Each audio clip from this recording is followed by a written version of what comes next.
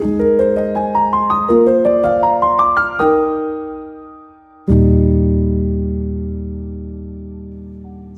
Bapak Ibu, bagaimana kabar Anda hari ini? Semoga kita semua masih bisa menikmati suka dan duka yang silih berganti kita rasakan sampai saat ini. Bagian kitab suci yang akan menjadi bahan perenungan kita hari ini diambil dari Lukas pasal 9 ayat 43 sampai 48. Bagian ini merupakan kisah lanjutan setelah para murid menyaksikan Yesus yang dengan penuh kuasanya mengusir roh jahat dari seorang anak yang sakit. Sama dengan kebanyakan orang yang hadir saat itu, para murid takjub akan kuasa Allah di dalam diri Yesus Kristus. Takjubnya para murid ini tampaknya membuat mereka yakin, bahkan makin yakin pada sosok Yesus yang mereka harap-harapkan untuk memperjuangkan kemerdekaan politis dari jajahan Romawi bagi bangsa mereka. Itulah kenapa kemudian para murid memperdebatkan siapa yang terbesar, siapa yang terutama di antara mereka. Mereka sedang mencoba membayangkan nanti kalau misalnya Yesus sudah berhasil memerdekakan bangsa mereka, maka Yesus akan menjadi pemimpin negeri mereka. Oleh karena itu, menjadi penting bagi para murid untuk menentukan siapa yang pantas menjadi wakil-wakil Yesus di dalam pemerintahan untuk menduduki jabatan-jabatan strategis di pemerintahan politis Yesus kelak. Begitulah yang dibayangkan para murid, Bapak Ibu. Nah, dan ternyata Yesus paham apa yang sedang dipikirkan oleh para murid. Tentu saja pemikiran para murid adalah pemikiran yang tidak sejalan dengan visi Yesus di dunia. Kehadiran Yesus di dunia bukanlah untuk memperjuangkan kemerdekaan dan menegakkan pemerintahan politis bagi bangsa Israel. Bukan itu tujuannya. Hadirnya Yesus adalah untuk memerdekakan dunia dari belenggu dosa melalui jalan penderitaan. Itulah mengapa setelah Yesus menunjukkan kuasanya, ia berupaya memberitakan visinya kepada para murid.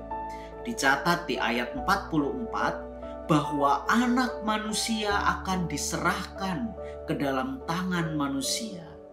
Anak manusia hadir bukan untuk dengan gagahnya memerintah bangsa Israel, melainkan ia hadir untuk merendahkan dirinya demi kemerdekaan dunia dari belenggu dosa. Anak manusia tidak hadir dengan pedang dan tameng untuk menghancurkan penjajahan Romawi, melainkan ia hadir dengan cinta kasih yang dengan penuh kelemah lembutan menunjukkan belas kasihnya pada dunia. Melaluinya Yesus ingin mengatakan bahwa yang engkau harapkan wahai para murid bukanlah visi yang sebenar-benarnya sedang dikerjakan oleh Yesus. Lalu, apakah kemudian para murid menjadi mengerti maksud Tuhan setelah Yesus mengatakan itu?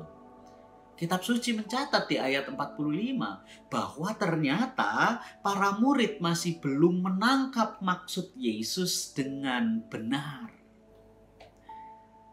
Bapak Ibu, bukankah kita pun seringkali demikian? Sebagai manusia yang penuh dengan keterbatasan, kita pun sulit memahami kehendak Allah di dalam kehidupan kita, bukan? Lantas apakah Allah hanya diam saja ketika melihat dan mengetahui kita, anak-anaknya ini, sulit memahami kehendak Tuhan? Apakah kemudian Allah menertawakan kebodohan kita? Atau ia kemudian sedemikian marahnya pada kita oleh karena keterbatasan kita itu? Saya rasa Allah kita bukanlah sosok yang semacam itu. Ia sangat memahami keberadaan kita.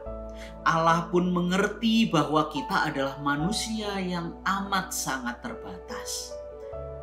Justru Allah tak pernah lelah berada bersama dengan kita.